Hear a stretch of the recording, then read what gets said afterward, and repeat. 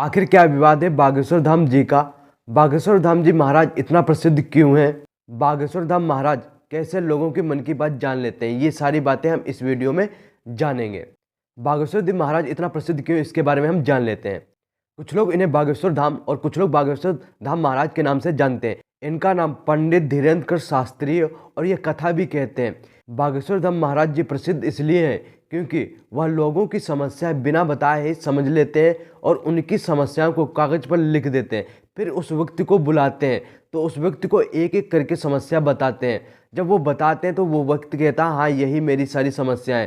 महाराज जी कुछ लोगों से कहते हैं कि आप जाओ, आपकी सारी समस्याएं हल हो जाएंगी, और कुछ लोगों के लिए उपाय भी बताते हैं कि आपको ये करना है और आपकी सारी समस्याएं हल हो जाएंगी। और कुछ लोगों को उपाय बताते हैं जिससे उनकी समस्याएं ठीक हो जाती है, और उनसे कहते हैं कि मंदिर में आते जाते रहना। आखिर बागेश्वर धाम जी महाराज जान कैसे जाते हैं, इसके बारे में हम जान लेते हैं। वह खुद कहते हैं कि मुझे एक सिग्नल मिलता है और उसी सिग्नल के जरिए मैं व्यक्ति की समस्याएं जान जाता हूँ, और कहते हैं कि मुझ पर श्री बालाजी महाराज जी की कृपा है, इसके वजह से मैं जान जाता। बागेश्वर धाम महाराज जी अपने दादाजी को गुरु मानते हैं और उन्होंने उन्हीं से जो है राम कथा सीखी थी।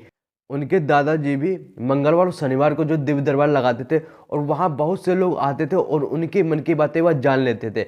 उसी प्रकार ये भी उनके मन की बातें जान लेते हैं। आखिर विवाद शुरू कैसे हुआ, इसके बारे में हम जान लेते हैं। श्री रामचरित्र चर्चा कथा के लिए महाराज जी को महाराष्ट्र के नागपुर में बुलाया गया था और यह कथा 9 दिन चलनी थी, किंतु महाराज जी ने जो है 9 दिन न चलाकर यह कथा 7 दिनों में ही पूर्ण कर दी और वहां से चले गए। यह बात कुछ लोगों को हजम नहीं हुई, या कह सकते हैं कुछ लोग जो बागेश्वर धाम महाराज जी की जांच कराना चाहते थे, उन्होंने एक संस्था है जिसका नाम है अंधश्रद्धा उन्मूलन समिति के अध्यक्ष श्याम मानव के द्वारा रिपोर्ट करा दी। आप लोग सोच रहे होंगे कि इसमें कौन सी बड़ी बात हो गई। उन्होंने तो अपनी कथा पूर्ण करके चले ही गए थे, फिर इन्होंने शिकायत क्यों की? इस संस्था के अध्यक्ष श्याम मानव का कहना है कि उन्होंने बागेश्वर धाम को चुनौती दी थी कि वह उनके सामने 10 ऐसे व्यक्ति खड़ेंगे, यदि उन 10 व्यक्तियों की उन्होंने समस्याएं या भविष्य बता दिया तो वह उन्हें 30 लाख रुपए देंगे, यदि वह हारते हैं तो उन्हें 3 लाख रुपए देने होंगे। इसके लिए उन्होंने कहा था कि उन्हें जो 3 लाख रुपए जमा करने होंगे। यहीं से जो है पूरा मामला यहाँ पे शुरू हुआ। कुछ न्यूज़ रिपोर्ट और मीडिया रिपोर्ट के अनुसार कहते हैं कि बागेश्वर धाम डर के भाग गए और यहीं से पूरा मामला शुरू हुआ। बागेश्वर धाम महाराज जी ने इसका जवाब देते हुए कहा है कि 7 दिन तो दिव्य दरबार लगा था, तो आप आ सकते थे और अपने सारे डाउट क्लियर कर सकते थे।